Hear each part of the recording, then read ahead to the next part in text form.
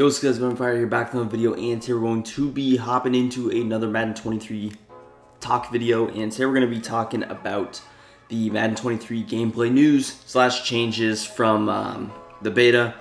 Now, mainly we're going to be going over the video. If you have not seen it, I believe it is on EA's main YouTube channel page. I'll link it down below if I do remember, but it is going to be that video where Clef was playing TD Barrett mainly, and I'm gonna kind of talk through some of the things that I saw. Ideally, mainly just the changes that I see between the beta and now. Now, I'm gonna start out with a couple of the main points, my main concerns from the beta, which were the pass rush was a huge one in the game. It's the Bills versus the Chargers, and mainly what you see is some quick sheds, which is kind of not ideal in my opinion. Now, especially with the Chargers, they have Bosa and Khalil Mack. And if you're wondering, I'm just in the background, we're going to be doing some of the rookie premieres. I still need to do some. I've been doing it in every video that I've been doing. So, yeah, we're going to be rocking with those. Now, once again, Chargers, Khalil Mack, Joey Bosa on both the edges. Now, against a just single 5-man protection, you saw this a lot in the video. What happens is just some quick instant sheds, especially from the edge pressure. So, ideally, you're going to have to double team. It doesn't look like the pass rush was changed at all, and that could be troublesome. Now, it's not going to be as bad early in the year. Of course, if you're playing regs, it probably is going to be a little bit worse, just because of the simple fact that in regs, there's a little bit less balance, and that's going to kind of lead to the fact that there is some more quick sheds, especially for those teams that have insanely good pass rushers. Chargers being kind of the big one because they're a very popular team and they have 2 insane pass rushers. Now, you didn't see this kind of pressure as bad with the Bills. They all obviously have Von Miller, but he is the only guy. So what you can do to kind of minimize that is double team. Now, there are simple ways that you can stop both dual edge pressure, and that is going to be probably your best bet. It's going to be a 6-man protection with the running back. You're going to double team with your left tackle and left guard on the left side. Let's say that's Khalil Mack, and then with Joey Bosa on the right side, you're going to try and slide protect, get either a cut block or just scramble out to the left a little bit. That's going to be kind of your best bet because you can't obviously double team 2 different players unless it's a 3-man rush, and in most cases, people who would be running that defense would be smart enough to send at least 4 people. So that's going to be kind of my big issue, again, with the pass rush schemes, with the blocking mechanics. I didn't see too big of a difference from the beta. Now, of course, when you're watching it, it is a little bit difficult to tell all of the changes from just watching the game. I'm sure a lot of you could relate to that because you actually have to play the game, really, the full version of the game, to kind of feel the true differences. But overall, I do think it's fine. Again, your biggest concern would just be them having 2 really good pass rushers, but even with 1, you should be able to manage it well. If you send out 5 people, you can get the ball out pretty quickly, so I think you should be good in that standpoint. The next thing I want to talk about is going to be the passing mechanics. I honestly did forget what it was called, but they have that passing formula. I'm going to kind of look it up here in the process. Oh, what did we get here? Another token. Let's go. We take those tokens. But I'm going to look up what the passing mechanics is real quick. But really, with the passing mechanics, I have the video pulled up on my phone. It's called placement passing. I think this is a big time W. And now there wasn't a huge change, but honestly, I did not use it a whole lot in the beta because I didn't really understand it that well. But this is definitely going to be a fat dub in my book. I think it should be a dub in most of your guys' books. And just because of the simple fact that you can really put the ball in places that you could not before. The ability to pass lead it slightly to the left if you want, or completely to the left, is going to be very, very nice for everybody, in my opinion. And I think it's just a dub all the way around the board. No one should really have a problem with it. No one should be complaining. And I think it's one of the biggest implements that I liked in the game. It's very good, and especially things like in the red zone. It's difficult to complete passes in the red zone this year, and same as it was last year. And you can really take advantage by using this and putting it in different back shoulder angles and throwing it maybe a deeper pass to the corner, things like that. And I think it's an overall big time W in my book. And yeah, I'm excited to use that even more and test the full kind of limits of it. overall it should be pretty fun to use. What do we got here? 87 overall.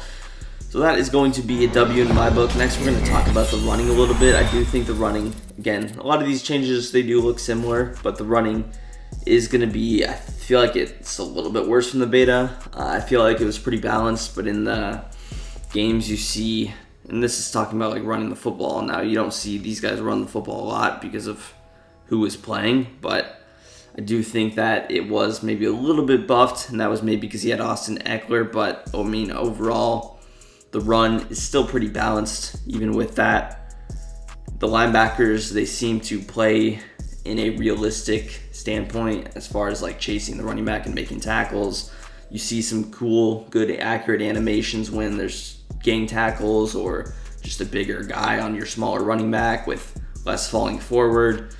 And when they are a smaller cornerback, I like those animations where your running back is going to fall forward for a couple of yards because, you know, a smaller cornerback is not going to be able to tackle Derrick Henry just straight on the ground unless you do that little take your knees out, flick down on the right stick, then that would work, of course. So I do think the running is good. Now, I do think that the might be a problem in the future. We'll see how it kind of develops.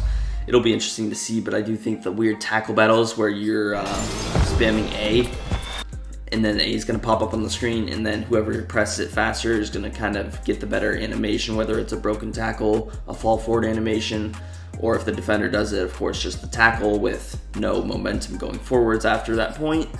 I do think that is an interesting concept because as the running back, what you can do is get a power guy, even if you don't have a power guy, and you can just kind of be spamming A, and there's not really a penalty against that. So what you see, what I did a lot of the times was just continue to press A, and they do happen. They do pop up quite a bit when you're running the football. So even in open field when you're using wide receivers, it does pop up quite a bit. So you can kind of take advantage of that just by spamming A, as well as getting stiff arm animations, which do actually come up, you know, a decent amount. So you can really take advantage of a couple of things in that standpoint, and I do think that can get a little bit overpowered, but overall the running is pretty balanced, especially with like offensive and defensive blocking. All that stuff is pretty good in my opinion. Now, the next thing that we're going to go ahead and talk about is going to be coverage, and coverage is going to be interesting. It is kind of inconsistent, I think the word would be, with how these guys are playing, because sometimes you'll see the man coverage just play perfectly, and other times you will see the man coverage give up certain routes, and it's kind of difficult to predict.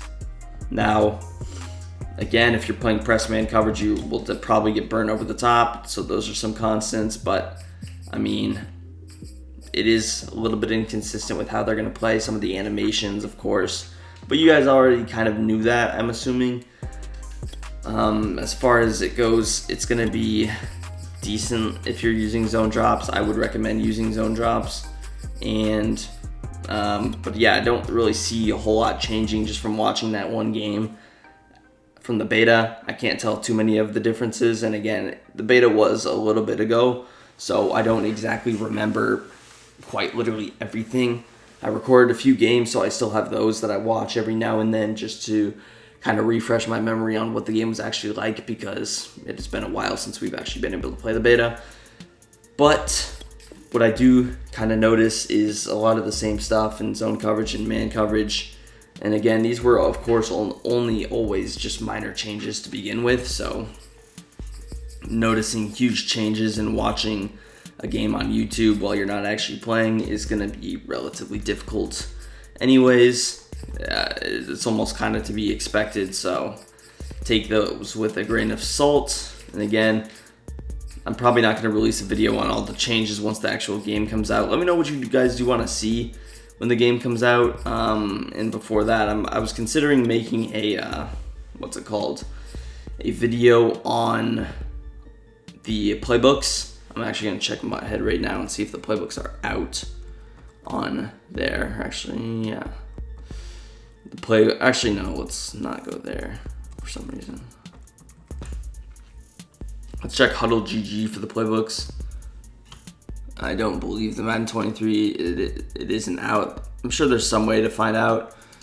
Someone might have posted it, so I might drop a top 5 offensive playbooks list Now, that's all going to be subjective, and I do think there's somewhere. Yeah, there's like a Google Doc here, so I should be able to make that video. That video should be pretty good. You guys tend to like those, so I might do like a top 5 best formations. I'll probably just do playbooks. And then, of course, once the game comes out, probably a couple of weeks, I'll probably update that list, because dropping it before the year is going to be different, and you'll already see metas develop just in that small frame where the game is actually out. So you definitely kind of take that with a grain of salt.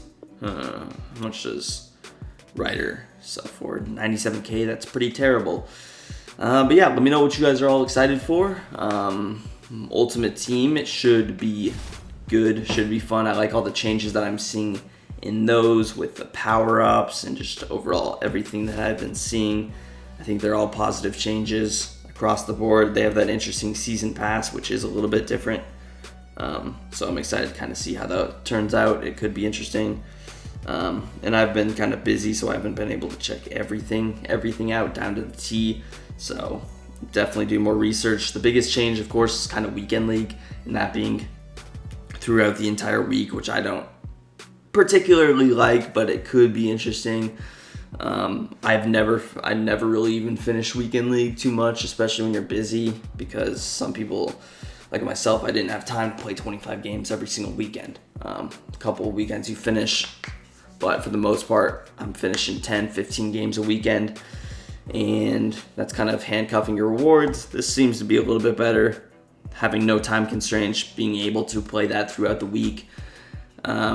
Now, for content-wise, obviously those Ultimate Team guys are probably going to be not as good, just because you don't have the separated weekend league time where everybody likes to go and watch weekend league. It's going to be throughout the week, which will be a little bit interesting to see how that affects things. And also the rewards appearing instantly after your games, that's going to be kind of odd, I feel like. And it's really just going to reward everyone who plays the game a lot, so that's going to be, I think, a little bit better. But it's going to be interesting to see how it affects the market, because now everybody can finish weekend league. Before, not everybody was getting to 17 wins, and that made cards harder to obtain because less people had coins. Now more people are going to have coins. The card prices, I assume, will probably rise just based on simple market. So that'll be interesting to see how it affects the market. Now, you're still going to have your head-to-head seasons. MUT draft, it's still going to be super boring. No one's going to be playing MUT draft. And overall, everything else I like. Power-ups, I do agree with being far less frequent. Not the biggest fan of power-ups and having to spend so many coins to get the +1 overall. It's super annoying. I like going back to the Madden 17 days where every single card you can have chemistries. Those can be fine, but just doing all those stupid team chemistries, power-ups, I'm just not a big fan of it. I understand it adds customization, and that's ultimately better for the game. But I'm old school. I like it better when it was just regular cards. But of course, team chems will be a part, because that'll get people to spend more money, I am assuming. Field pass, interesting. I'm not sure. Let's do some. I don't think it's paid. But yeah, we'll have to check that out. I haven't done too much research. Abilities and X Factors still in the game, of course. I don't necessarily mind those. That adds customization. I think those are here to stay, of course. Ideally, I think they're cool, and it attracts casuals. So let me know what you guys want to see next. That's the video, and peace. I'm out of here.